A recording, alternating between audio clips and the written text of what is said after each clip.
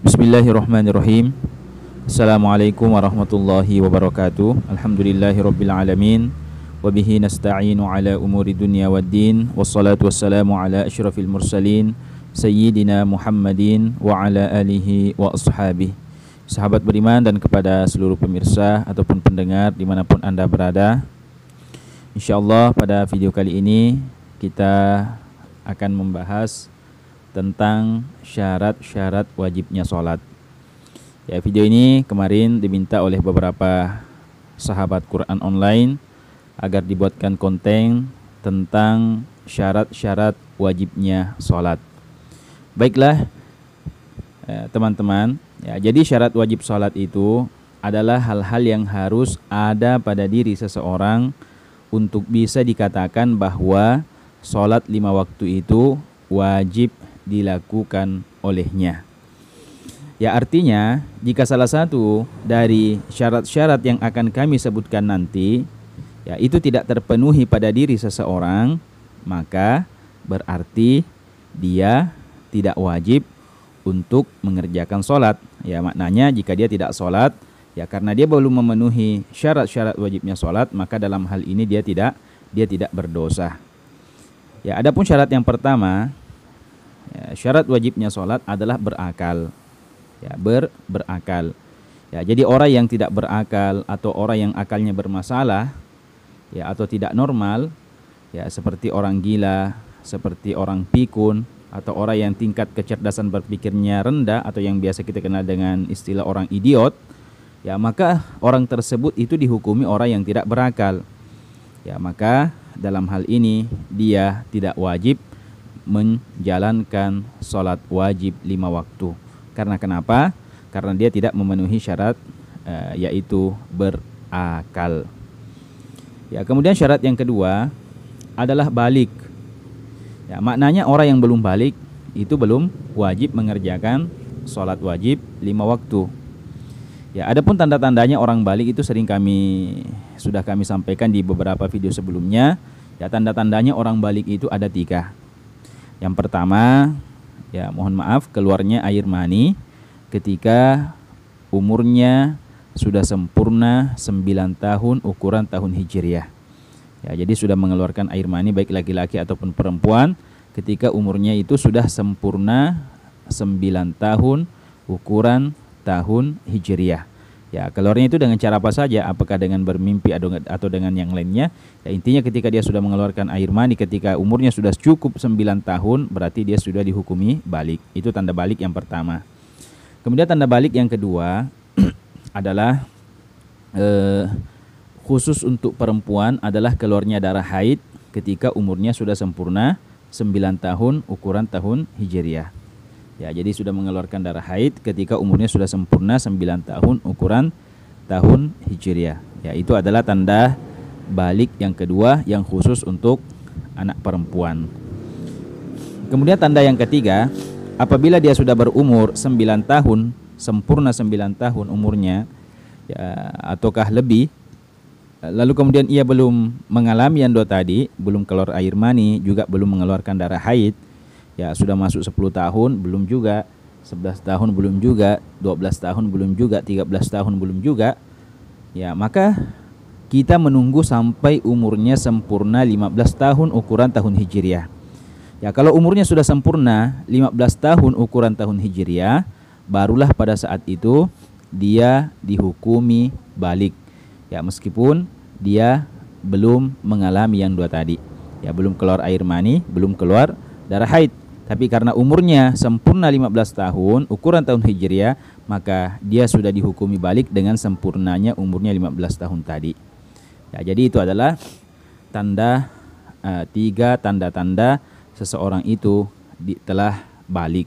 Ya, jadi selama seorang itu belum balik, maka belum wajib sholat. Ya, seperti anak kecil yang umur 7 tahun itu belum wajib sholat.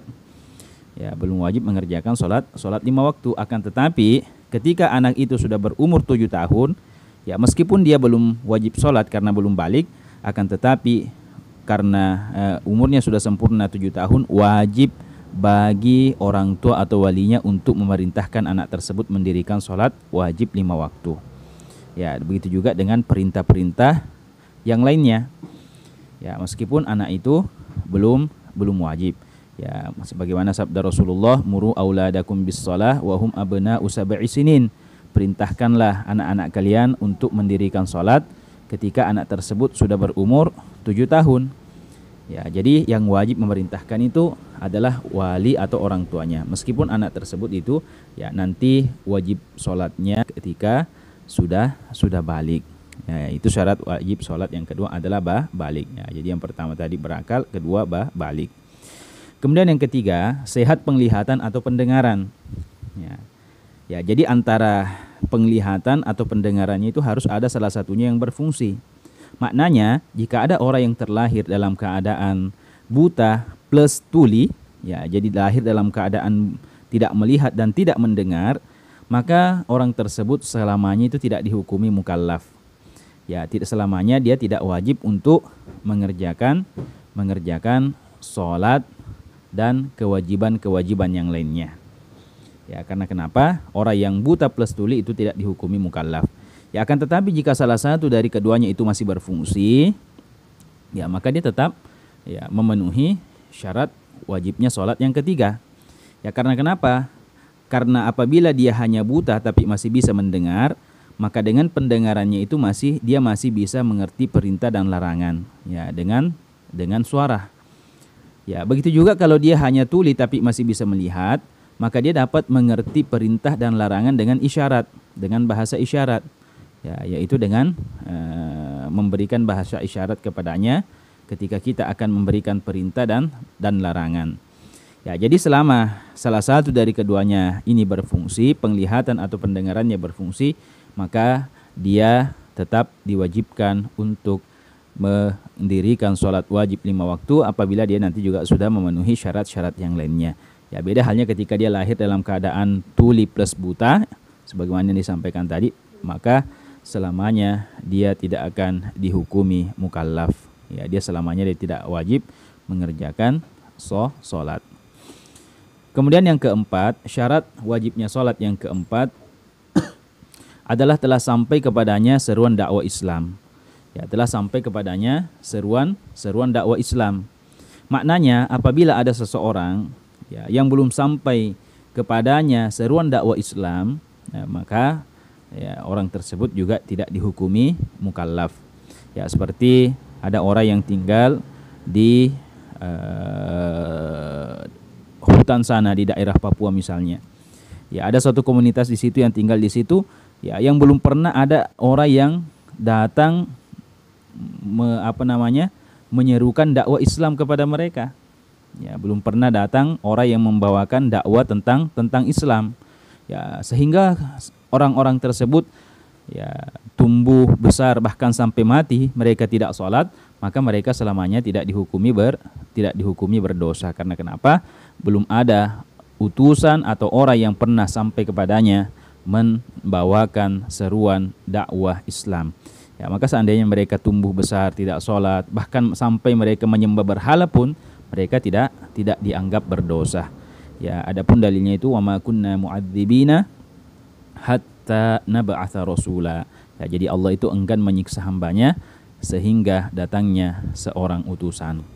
Ya, jadi harus telah sampai kepadanya seruan dakwah Islam. Ya, jadi tadi yang ketiga sehat penglihatan atau pendengaran, yang keempat telah sampai kepadanya dakwah Islam, dan yang kelima muslim. Ya, maknanya ketika seseorang itu sudah berakal, sudah balik, kemudian sehat penglihatan atau pendengaran, telah sampai kepadanya dakwah Islam, maka pada saat itu dia sudah wajib untuk memenuhi syarat yang kelima ini, yaitu menerima agama Islam, atau dia harus sudah wajib menjadi seorang muslim. Ya, jadi maknanya orang yang tidak beragama Islam itu ya dia tidak wajib untuk mengerjakan sholat. Ya, dia tidak wajib untuk mengerjakan sholat. Bahkan jika seandainya sholat pun sholatnya tidak dianggap sah. Ya, sholatnya tidak dianggap sah. Ya, kemudian yang terakhir, syarat wajibnya sholat ini khusus untuk perempuan, suci dari haid dan nifas. Ya, suci dari haid dan nifas. Maknanya jika seorang wanita itu haid ataupun nifas, maka pada saat itu dia tidak wajib mengerjakan sholat wajib 5 waktu. Ya, dia tidak wajib mengerjakan sholat 5 waktu. Maknanya jika dia tidak sholat karena haid atau nifas, dia tidak berdosa. Karena kenapa? Dia tidak memenuhi syarat wajibnya sholat yang keenam ini. Ya, jadi kepada saudara atau saudari yang mendengar atau yang bertanya kemarin, ya, jadi ada 6 syarat yang harus terpenuhi pada diri seseorang, barulah kemudian dia dikatakan wajib untuk mengerjakan sholat 5 waktu. Yang pertama berakal, yang kedua balik, yang ketiga sehat penglihatan atau pendengaran, yang keempat telah sampai seruan dakwah Islam kepadanya, yang kelima adalah dia sudah menjadi seorang muslim, dan yang keenam suci dari haid dan nifas. Jadi keenamnya ini harus ada pada diri seseorang, baru dia dikatakan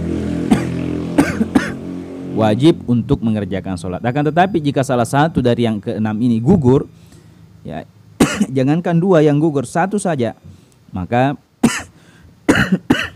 pada saat itu dia sudah tidak wajib untuk mengerjakan sholat 5 waktu. Ya, jadi kepada saudara atau saudari yang bertanya, semoga menyimak video ini. Lebih dan kurangnya kami mohon maaf. Dan untuk menonton video terkait, silahkan klik video yang kami tampilkan di layar akhir video ini. Semoga bermanfaat. Lebih dan kurangnya kami mohon maaf. Wassalamualaikum warahmatullahi wabarakatuh.